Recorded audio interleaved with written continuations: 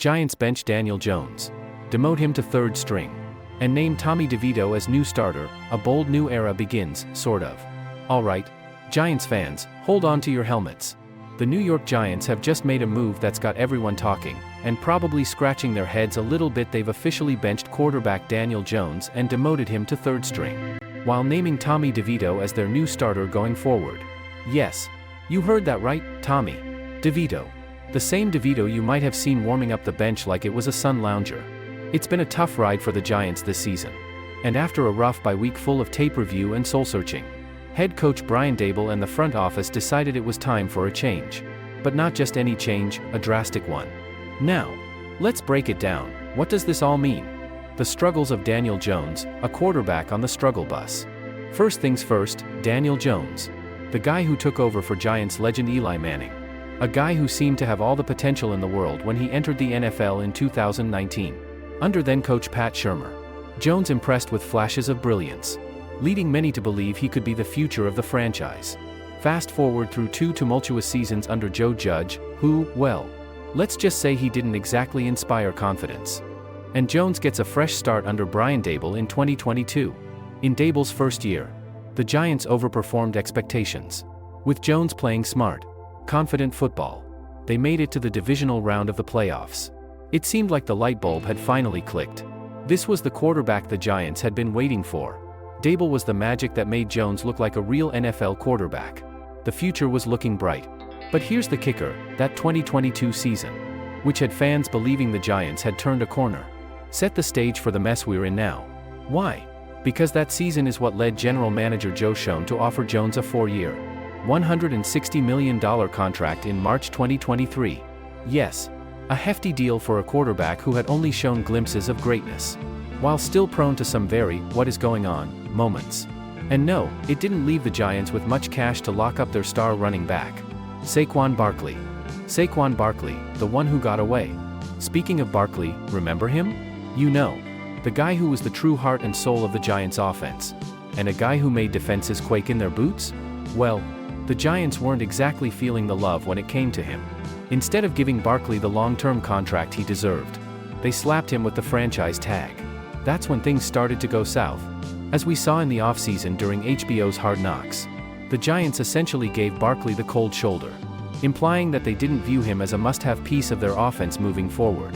Barkley, understandably feeling disrespected, did what any star would do. He took his talents to Philadelphia, a team more than happy to pay him what he was worth.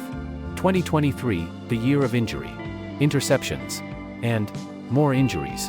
Now, back to Jones. Let's just say that 2023 hasn't exactly been his year. Over the first 5 games, Jones had just 2 passing touchdowns and 1 rushing touchdown. All in the same game, but also 6 interceptions. A great ratio, right? Things only went downhill from there, as Jones injured his neck in Week 5 and, upon his return in Week 9, tore his ACL in his right knee, effectively ending his season. It was a series of misfortunes that left the Giants with a big question: is this the guy we're investing all this money in? And the answer? Well, not anymore. The Giants' current state, a long dark road to recovery. At this point, the Giants are sitting at a dismal 2-8 record, dead last in the NFC East, and tied for the worst record in the entire NFL. It's the kind of situation that feels like one long, painful rock bottom. But hey, there's a silver lining. By benching Jones and starting Tommy DeVito, the Giants are finally making a move in the right direction, because, let's face it, this current direction is all sorts of bad. So, what exactly does it mean for the Giants? Well, let's get real. The road back to the top is going to be long, really long, and probably filled with a whole lot of uncertainty. But hey, benching Jones is at least a start, right? The Tommy DeVito era, the start of something different? And now we have Tommy DeVito, the new starter. Yes, DeVito, the guy who was basically a clipboard holder up until now. It's a bold move by Daboll and the Giants front office. But honestly, at this point, what have they got to lose? DeVito's been with the team as a backup, but now he's being thrust into the spotlight. Will he rise to the occasion? Or is he just another quarterback auditioning for a role in the NFL's next big flop reality show? In any case, the Giants are going to be learning a lot about their future as they ride out the rest of the season with DeVito at the helm. The good news for Giants fans? At least they're not totally stuck with the same old mistakes. Maybe it's time to shake things up. The big picture, what's next for the Giants?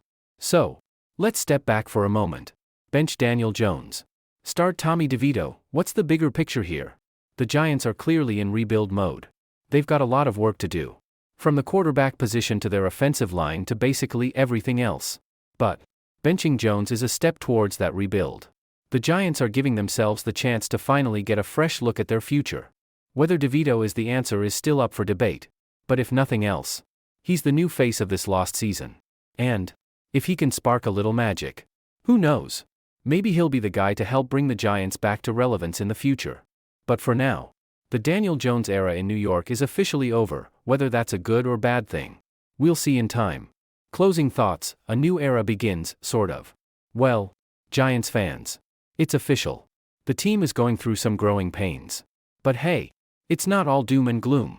If you enjoyed this breakdown of the big change in New York, don't forget to hit that like button, subscribe, and share with all your fellow Giants fans, because, let's face it, they need all the therapy they can get right now. See you next time for more updates. And stay hopeful. The season might be a bust, but the future is what we make it. The Giants' franchise-killing decision, how they chose Daniel Jones over Saquon Barkley. Hey there, Giants fans. Or should I say, ex-Giants fans? You know, I'm sure it feels like we've all been on a never-ending roller coaster with this team, up 1 minute, down the next. And right now? Well, the ride is a little more down than up. Today, we're diving deep into one of the most questionable decisions in New York Giants history. No, I'm not talking about their third failed attempt at a quarterback carousel over the last decade, though. We could easily fill a whole video on that. Today, we're talking about the day the Giants decided to pay Daniel Jones, yes, Daniel Jones, over their true franchise player, Saquon Barkley. Grab your popcorn, because this decision is just one big, juicy mess of what not to do if you want to build a successful football team. Let's break it all down. The scene before the decision, the Giants were in playoff mode. Kind of. Okay, let's roll back to the 2022 season. The Giants were, wait for it, actually in the playoffs. Let's all take a moment to appreciate that, shall we? After a long and painful rebuild, the Giants managed to sneak into the postseason. They even won a playoff game. It was supposed to be a turning point for this proud franchise. So, here we are at the end of the season, and the Giants have two huge contract decisions to make: what to do with Daniel Jones, and what to do with their MVP-caliber running back, Saquon Barkley. Jones, selected 6th overall in the 2019 NFL Draft, was, well, fine. He wasn't exactly the kind of quarterback you write home about. But he wasn't a complete disaster either. Jones led the Giants to a wildcard win. But let's be honest, it was more of a team effort than any wow moments from Jones himself. He threw for only 15 touchdowns that season, which is, really not great in today's NFL. In fact, his 135-yard, 0-touchdown performance in a 31-7 playoff loss to the Philadelphia Eagles didn't exactly inspire confidence for the future. And then, there's Saquon Barkley. The guy was a beast. He's the reason the Giants had any offense at all. He rushed for 1.312 yards and 10 touchdowns, played through injuries, and single-handedly kept opposing defenses up at night. It was clear to everyone that Barkley was the heart and soul of the offense, and probably the whole team. So, what does the Giants front office do? They commit big money to Daniel Jones. Yes, Daniel Jones. The Giants' decision: who do you pay first? The QB or the guy who's actually good? Let's take a quick look at what happened next. After the 2022 season, the Giants made a decision that would make your average NFL fan choke on their coffee. They gave Jones a 4-year, $160 million contract, with a crazy $47.855 million salary cap hit in 2024. Meanwhile, Barkley was offered a paltry 3-year deal worth just $13 million, with only $19.5 million guaranteed. Ouch. If you didn't already know. That's a pretty hefty slap in the face for a guy who's been carrying your offense for the last few seasons. The Giants, clearly assuming that Jones was the future of the franchise, decided to franchise tag Barkley for the 2023 season, which means they gave him a 1-year, $10.1 million deal. Now, while that might sound like a lot of money to you and me, it's nothing compared to what quarterbacks make. And to make things even juicier, the Giants openly told Barkley to test the free agent waters and said, "If we really like your offer, we'll match it." Ouch. Again. Here's the kicker, the Eagles, seeing an opportunity to upgrade their already loaded roster, offered Barkley a 3-year, $37.75 million contract, with $26 million guaranteed. Bingo. Barkley took the offer. And just like that, he was gone. And then, the Giants came to realize their mistake, too late. Fast forward to the 2023 season. What's happening now? Well, not what the Giants expected. Jones, despite that hefty contract, hasn't exactly been lighting the world on fire. In fact, he's been downright mediocre. His completion percentage dropped from 67.5% last year to just 63.3% this season. He's thrown more interceptions, 7, than touchdowns, 8. Oh, and here's the kicker, after yet another disappointing performance, Jones was benched in favor of backup Tommy DeVito. Yep, that Tommy DeVito. To put it mildly, the Daniel Jones era in New York looks like it might be over. Meanwhile, guess who's thriving in Philadelphia? Yep, Saquon Barkley. Barkley, now part of the Eagles' high-powered offense, is doing what he does best, tearing it up. In his latest performance against Washington, he rushed for 146 yards, scored 2 touchdowns, and added another 52 receiving yards. Through 10 games this season, Barkley has 1.137 rushing yards and 10 total touchdowns. Oh, and did I mention the Eagles are 8-2 and looking like serious Super Bowl contenders? Yeah, Barkley looks pretty darn happy to be in Philly. How did the Giants get here? A series of bad choices. Let's zoom out for a second and talk about what went wrong here. The Giants' decision to double down on Daniel Jones was clearly a miscalculation. They opted to overpay a quarterback who hasn't proven he can lead the team and, instead, lowballed their MVP-caliber running back. This decision has not only hurt the team's immediate performance but has also hurt their future prospects. Here's why. The Giants could have tagged Jones for 2023 and then entered the stacked 2023 quarterback draft. There were 6 quarterbacks taken in the top 12 picks last year, with several of them showing early promise. But, no, the Giants decided they had to lock in Jones. Now, well, they're stuck with him. And barring a miracle, it's going to be a tough road ahead. To make things even more tragic, the 2024 quarterback draft class isn't exactly full of star power. The Giants are likely to have a high pick this year, but with a lackluster group of quarterbacks in the upcoming draft, they might find themselves in a real bind.